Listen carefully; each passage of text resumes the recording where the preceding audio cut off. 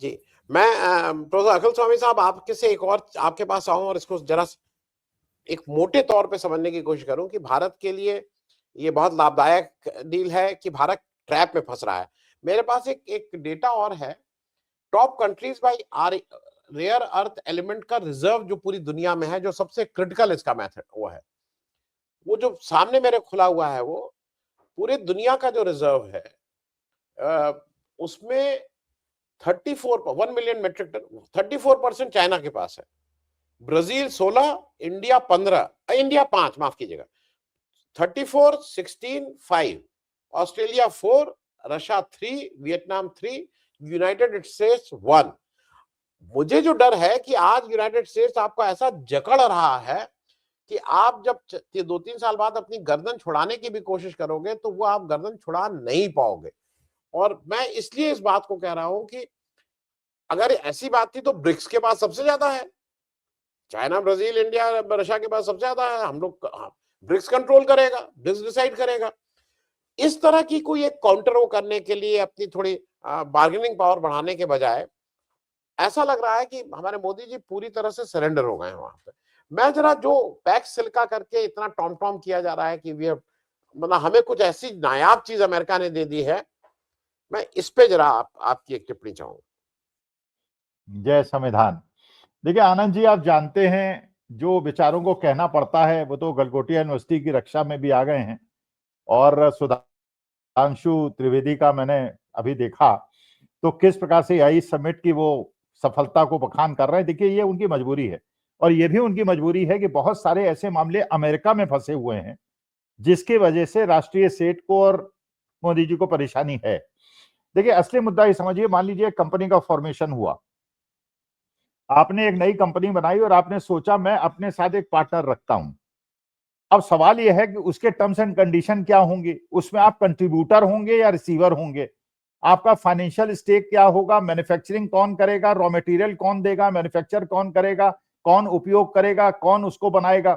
तो देखिए चाहे वो ट्रेड डील हो, जैसे गोदी मीडिया तो ये दिखाने का प्रयास करता है जितनी भी ट्रेड डील्स हुई हैं वो भारत के फेवर में हुई हैं और भारत को फायदेमंद हुई हैं। अरे ये कॉमन सेंस की बात है कि हम एक कंजम्पशन इकोनॉमी हैं, और यूरोप और अमेरिका जो हैं उनके यहाँ मैन्युफैक्चरिंग बहुत ज्यादा है, उनके यहाँ एक्सेस प्रोडक्शन है, पॉपुलेशन है नहीं, कंजम्पशन है नहीं, तो उनको भारत जैसे एक कंज्यूमिंग इकोनॉमी की जरूरत है। तो हम जो है उसमें ट्रैप में फंस गए हैं और वो 10 दिन में क्लियर हो जाएगा। अब असली मुद्दा ये उठता है कि अगर मान लीजिए आपके पास, एक तो उन्होंने, अमेरिका ने बड़ी रणनीतिक कुशलता से भारत को ब्रिक कंट्री से अलग कर दिया है, हर मामले में ब्रिक कंट्री से अलग कर दिया है, हर जगह हमारा पार्टिसिपेशन जो था, जहां हमारी बार्गेनिंग पावर हो रही थी, हम ब्रिक कंट्रीज में जाते और अमेरिका को ये चश्मा दिखाते और एक शीशा दिखाते, दर्पण दिखाते कि बेटा हमारे पास ऑल्टरनेटिव है और हम तुम्हें चोक कर देंगे अगर तुम हमसे ढंग से बिहेव नहीं करोगे। हमने ब्रिक कंट्रीज के अपने पूरे हाथ काट के एक तरह से अमेरिका के साथ बैठ गए क्योंकि हमारी कुछ मजबूरियां थी। अब ये समझिए, जैसे आपने बताया कि अगर सारे जो ये रेयर अर्थ के मटेरियल्स हैं और जो भी वो हैं वो सारे ब्रिक कंट्रीज के पास हैं। अच्छा एक चीज और देखिए, अमेरिका क्यों ऐसा कर रहा है मुझे समझ में नहीं आ रहा है। भाई फाइनेंस और इकोनॉमिक्स का एक सिद्धांत है कि आपकी कॉस्ट ऑफ मैन्युफैक्चरिंग अगर कम होगी तो आपको कॉम्पिटिटिव एज मिलेगी। अगर हम ईरान से भी तेल नहीं खरीदेंगे, अगर हम रूस से भी तेल नहीं खरीदेंगे, रूस चीन को $11 पर बैरल का डिस्काउंट देगा, उसकी ट्रांसपोर्टेशन कॉस्ट भी कम होगी, उसकी रिफाइनिंग कॉस्ट भी कम होगी, वैसे ही उसकी कॉस्ट ऑफ प्रोडक्शन कम है, कॉस्ट ऑफ मैन्युफैक्चरिंग कम है क्योंकि उसकी बड़ी बड़ी यूनिट्स हैं।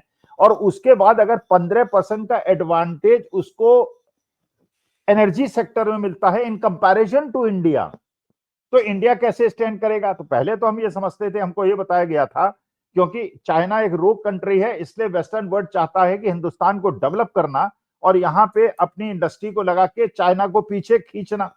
अगर उसको 20% का एडवांटेज केवल रॉ मटेरियल में मिलेगा और हमको एडवांटेज नहीं मिलेगा और हम पे वो टैरिफ भी लगाएगा और हमारी कंज्यूमिंग कंजम्पशन इकोनॉमी का फायदा उठाने के लिए 0% टैक्स भी कराएगा और हमसे 18% का टैक्स करेगा, जबकि एमएफएन का बेनिफिट वो बांग्लादेश को देके उसको हमसे एडवांटेजियस पोजीशन पे रखेगा, तो इंडिया की इकोनॉमी तो अपने आप खराब हो जाएगी। मुश्किल क्या है कि हम लोग जो बात कर रहे हैं ये बात कर रहे हैं इकोनॉमिक्स के टर्म्स पे, फाइनेंस के टर्म पे, इंटेलेक्चुअल लेवल पे, लेकिन आनंद जी, जो आपको नहीं अभी मेरे ख्याल से महसूस हो रहा है, जो निखिल गुप्ता के साथ हुआ है, निखिल गुप्ता ने कन्फेस कर लिया है, वो अप्रूवर बनने के लिए तैयार बैठा है। अगर वो अप्रूवर बनेगा और ऐसी चीजें बता देगा तो बड़ी मुश्किल हो जाएगी। राष्ट्रीय सेठ के मामले अभी तो वहीं चल रहे थे, अब इटली में भी सुना है कुछ नया मामला उखड़ गया है। अच्छा, चाइना को एक मौका मिल गया, बताइए क्या जरूरत थी भाई। क्या गलगोटिया यूनिवर्सिटी का, हमारी अमेठी यूनिवर्सिटी जिसमें मैंने प्रोफेसरशिप में पढ़ाया है, वो भी 6,000 हमने पेटेंट फाइल कर दिए, हमने 10,000 पेटेंट फाइल कर दिए। 10,000 पेटेंट फाइल कर देते हैं, अप्रूव एक भी नहीं होता है, लेकिन फाइल करने पे उसको क्लेम करते रहते हैं। तो भैया क्या तुम्हें जरूरत थी? और ये गलगोटिया साहब, अभी और कार्यक्रम आप यूट्यूब में देखिए, पता चला किस किस इन पे आरोप थे। 120 करोड़ के थे, पत्नी और बेटा, पता नहीं क्या क्या, सच है कि झूठ आई डोंट नो। और जेल भी रहे, और पुलिस जो है समाजवादी पार्टी के जमाने में दीवार कूद के अंदर आई। अरे यार, तुम्हें क्या जरूरत थी? आज के जमाने में तुम ये नहीं समझते हो यार, कोई भी अगर ऐसी चीज को, जहां इंटरनेशनल इवेंट है और लोग आ रहे हैं, अगर चोरी करके खरीद को अपना बताओगे तो पकड़े जाओगे। हमारी देश की भद बिटवा दी। तो देखिए, इनकी कुछ मजबूरियां हैं, वरना ऐसे कोई बेवफा नहीं होता। मैं प्रोफेसर अखिल, आपको अगर याद हो, मैं सिर्फ याद दिला दूं दर्शकों को, जो जो डॉक्टर जयनारायण ने कहा ना कि कनाडा को he has rubbed on the wrong side. हमने भी कितनी बदतमीजी की जाती है उसके कई हमने कीर्तिमान स्थापित किए हैं। कनाडा के जब ट्रूडो यहाँ आए हुए थे, 3 दिन उनका जहाज खराब हो गया था, हमारे यहाँ से कोई डिप्लोमेट उनसे मिलने भी नहीं गया था। He was just sitting in his own hotel room.